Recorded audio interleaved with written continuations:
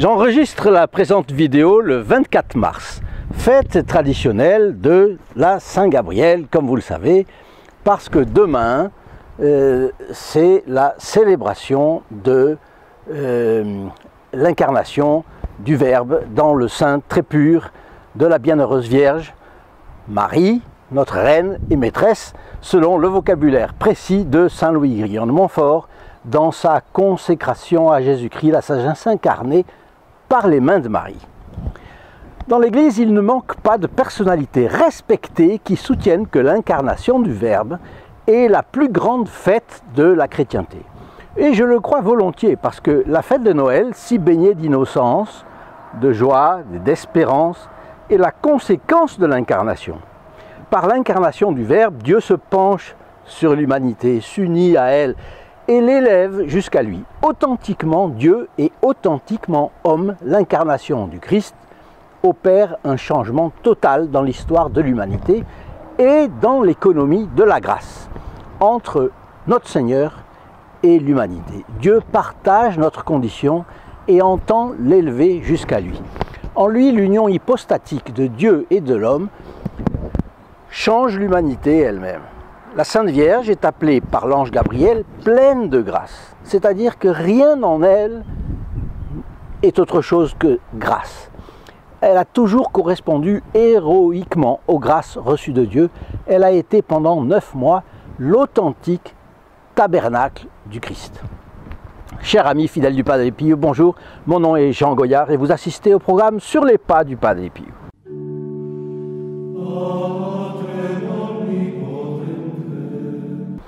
À vous qui nous rejoignez pour la première fois, je vous signale que dans la description ci-dessous, sous la vidéo, vous verrez un bouton s'abonner. Actionnez-le, c'est gratuit, et vous serez informé par mail des fioretti du Padre Pio, c'est-à-dire des anecdotes extraordinaires de la vie de ce grand capucin qui multipliait les miracles.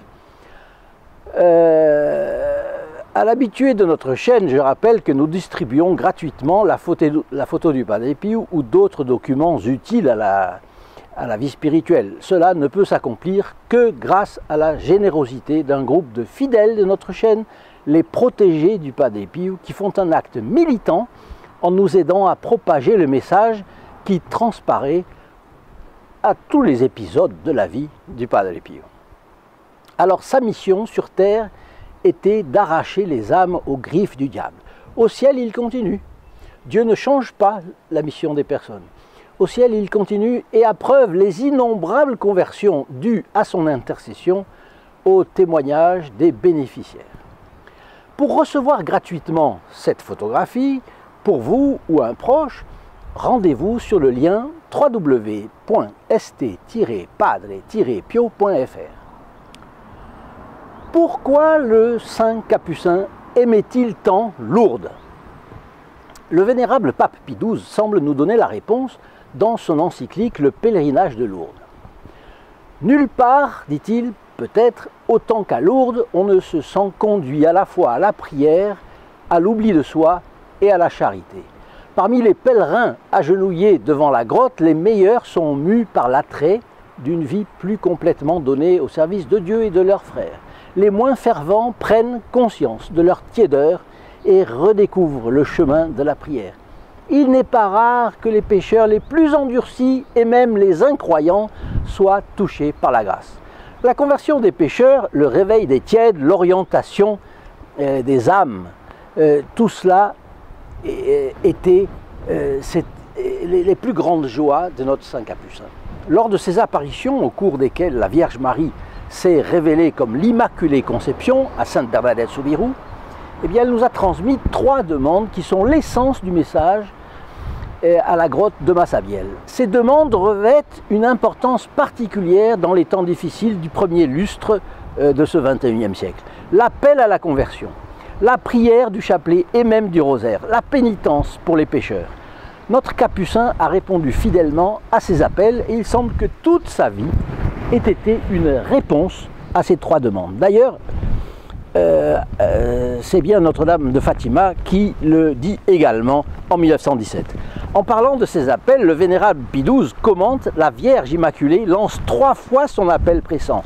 Pénitence, pénitence, pénitence. Elle demande même des gestes significatifs. Allez et baisez la terre en pénitence pour les pécheurs. Et au geste, il faut ajouter la supplique. Priez Dieu pour les pécheurs. Et qui oserait dire que cet appel à la conversion a perdu de sa pertinence? Stigmatisé, le Padre Pio faisait pénitence pour les pécheurs. Il lui arrivait de faire une remarque après une confession ou un miracle. Vous m'avez coûté cher.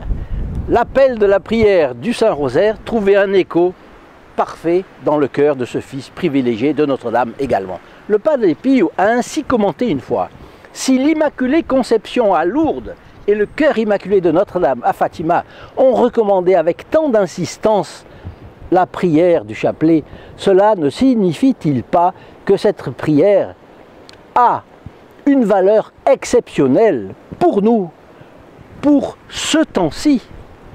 Et encore, aimez Marie et faites tout ce qui est en votre pouvoir pour la faire aimer. Récitez le chapelet en son honneur. Faites-le toujours, toujours, toujours. De cela, il a donné un exemple permanent. Il passait, vous le savez, le plus clair de son temps, aussi bien de jour que de nuit, à prier le chapelet, le rosaire, pour arracher les âmes des griffes du diable. Son amour pour Dieu et pour notre bonheur, bien sûr, eh bien, était constamment présent. Alors, maintenant, il faut voir que la bienheureuse princesse Marie, la Sainte Vierge, était exactement au centre de ses préoccupations et complètement et tout le temps. Alors, elle est à la base aussi de sa compréhension profonde du message de Marie, aussi bien à Lourdes qu'à Fatima. Il pleut, voilà, oui, il a commencé à pleuvoir, je ne m'attendais pas à cela. Chers amis, voici arrivé le 25 mars, fête de l'Annonciation, de l'archange Saint Gabriel à Notre-Dame et de l'incarnation du Verbe. Je reprends le fil de ce que je vous disais hier. Vous avez vu, j'étais interrompu par une de ces giboulées de Mars, drues à souhait pour remplir la nappe phréatique, mais pas forcément adaptées au fil électrique qui courait depuis mon bureau jusqu'à la statue de Notre-Dame. Des grâces. Bon, je vous disais donc que l'amour du Padre Pio pour Dieu et pour notre bienheureuse Vierge, notre bienheureuse princesse, la Vierge Marie, était telle, et sa compréhension du message de Lourdes était si profonde qu'il a même dit à une autre occasion: je voudrais avoir une voix puissante pour appeler tous les chrétiens, tous les pécheurs à l'amour de la Vierge. Au-delà des chrétiens, c'était tous les pécheurs, bien sûr. Nous pouvons donc dire que le Padre Pio a été un parfait compagnon de Sainte Bernadette dans la mission que la Vierge Marie a laissée à la jeune paysanne sur les rives du Gave de Pau. Je vous laisse à présent une belle prière à Notre-Dame de Lourdes que je ne connaissais pas pour ma part, et j'aimerais que vous me confirmiez si vous la connaissiez ou non. Je me demande si elle ne se perd pas.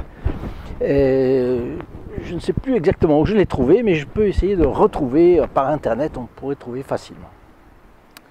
Cela m'intéressera de savoir si en 2023, il y a encore des personnes qui l'ont apprise. Alors je vous fais auparavant une petite annonce. Je vous ai déjà dit un mot du groupe des protégés du Padre Pio. Sans eux, ces vidéos seraient absolument impossibles. C'est un groupe de fidèles du Padre Pio qui, malgré les difficultés que tout le monde souffre aujourd'hui, santé, problèmes de situation, problèmes de niveau de vie, problèmes d'éducation des enfants, etc.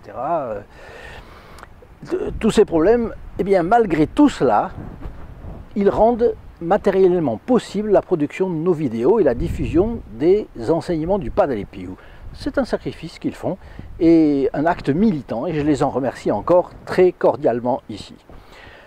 Ils reçoivent en remerciement de nombreux bénéfices spirituels. D'abord, au moins une messe par semaine est célébrée pour eux, leurs demandes de grâce et leurs intentions de prière pour leurs proches et leurs défunts sont portées à San Giovanni Rotondo par l'un d'entre nous, auprès de la sépulture du Padre Pio, comme vous savez. Et enfin, nous leur envoyons quelques petits cadeaux susceptibles d'aider leur vie spirituelle.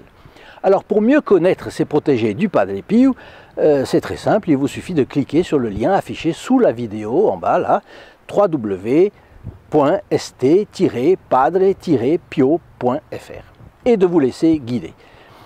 Les actes militants des protégés du Padre Pio y sont décrits, ainsi que leurs bénéfices spirituels. Alors si vous avez aimé cette vidéo, dites-le, évidemment, en enregistrant votre agrément. Et n'oubliez pas de la partager. Vous ferez ainsi connaître l'œuvre du Padre Pio à d'autres par charité chrétienne.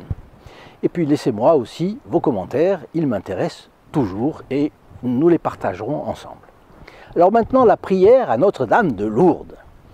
Ô Marie, Mère de Dieu, et notre Mère, qui êtes apparue 18 fois dans la grotte de Massabielle, vous êtes venue rappeler aux hommes les paroles de salut que votre Fils nous a laissées dans l'Évangile. En célébrant la visite que vous avez faite à l'humble Sainte Bernadette, nous sommes venus, nous aussi, recevoir votre message. Ô bonne et sainte Mère, comme votre fille Sainte Bernadette, nous voulons vous dire combien combien notre âme est heureuse en votre présence. Que notre joie est grande de pouvoir vivre sous votre regard plein de miséricorde pour nous. Vous avez daigné descendre sur notre terre et apparaître à une pauvre enfant. Vous, Reine du ciel et de la terre, vous avez voulu vous servir des plus petits de ce monde.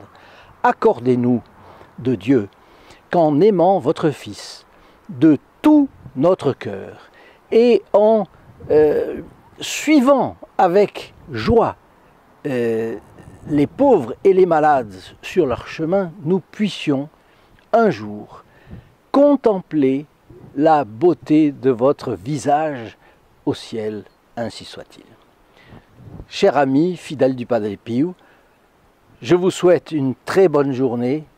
Je vous dis à la prochaine fois, toujours avec le Padre Pio sous ses auspices et sous la protection de la Divine Marie. Oui, parce que figurez-vous qu'on parle de Divine Marie.